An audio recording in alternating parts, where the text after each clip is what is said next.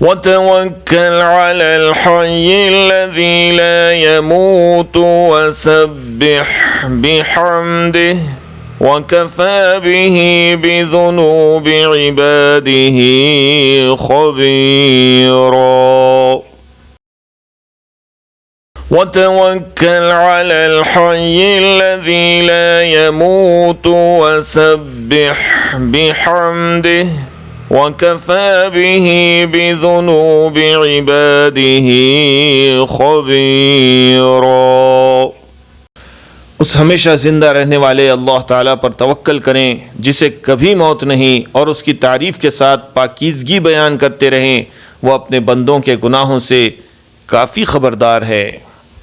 And rely upon the ever living who does not die, and exalt Allah with His praise, and sufficient is He to be with the sins of His servants acquainted.